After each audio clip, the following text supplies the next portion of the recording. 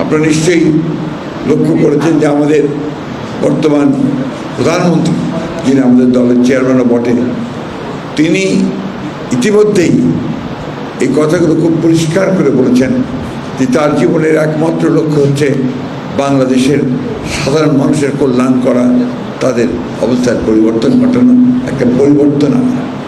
এবং এটাকে সত্য কথায় পরিণত করবার জন্য তিনি প্রথম যিনি নির্বাসিত অবস্থায় থাকার পরে দেশে ফিরলেন, সে প্রথম যে কথা বলেছিলেন এটা খুবই গুরুত্বপূর্ণ কথা। তিনি বলেছিলেন, আই হ্যাভ এ প্ল্যান, আমার একটা পরিকল্পনা আছে।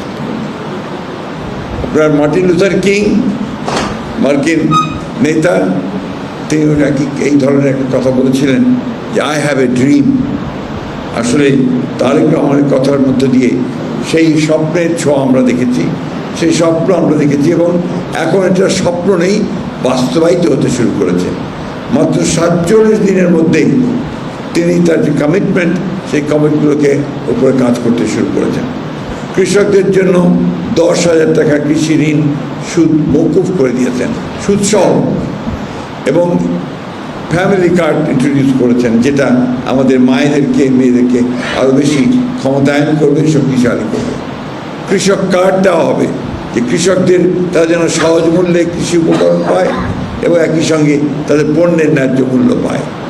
তিনি ইতিমধ্যে শুনেছেন আপনারা, যারা বিভিন্ন ধর্মীয় প্রতিষ্ঠানে যারা নেতৃত্ব দেন তাদেরকে একটা সম্মানিত করার জন্য একটা, অর্থটা বড় কথা, অঙ্কটা বড় কথা নয়, কিন্তু প্রথমবারের মতো সরকারি স্বীকৃতি নিয়ে তাদেরকে এই সম্মানই দেওয়া হচ্ছে।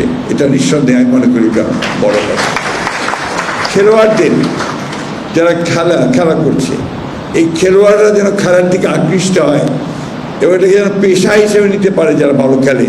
এই জন্য তিনি কী করেছেন, এখন তিনি 500 খেলোয়াড়কে 1 লক্ষ টাকা করে মাসে তিনি ভাতা দেওয়ার সিদ্ধান্ত নিয়েছেন ও 129 জনকে দিয়েছেন ইতিমধ্যে। এই বিষয়গুলো তো বাংলাদেশে নতুন, এগুলো সম্পূর্ণ নতুন। এবং ইতিমধ্যে আমরা কালচারাল মিনিস্টারের সঙ্গে কথা হচ্ছিল, তিনি বলেছেন যে তাদেরকে ডেকে নিয়ে তিনি বলেছেন একেবারে গ্রাম পর্যায় থেকে তিনি কালচারাল অ্যাক্টিভিটিস দেখতে চান। তিনি স্কুলে কালচারাল অ্যাক্টিভিটিস দেখতে চান, তিনি স্কুলে সঙ্গীত প্রতিযোগিতা দেখতে চান, তিনি স্কুলে বিতর্ক প্রতিযোগিতা দেখতে চান, তিনি স্কুলে এক্সটেম্পোরারি স্পিচের প্রতিযোগিতা দেখতে চান। অর্থাৎ এখানে আপনারা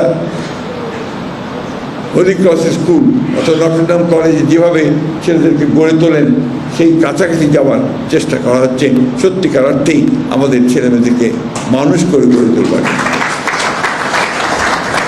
আমি জানি যে বাংলাদেশ আমাদের কোনো ধনী দেশ নয়, আমরা এটা সবাই জানি। এই ধনী দেশ আমরা হতেও চাই না, আমরা একটা মানবিক দেশ হতে চাই। অর্থাৎ সমস্ত মানুষ যখন আমরা এখানে পরস্পরকে ভালোবাসতে পারি, পরস্পরের সৌহার্দ্য সৃষ্টি করতে পারি, ভ্রাতৃত্ব সৃষ্টি করতে পারি এবং মানুষের মতো বেঁচে থাকার মতো একটা অবস্থা তৈরি করতে পারি।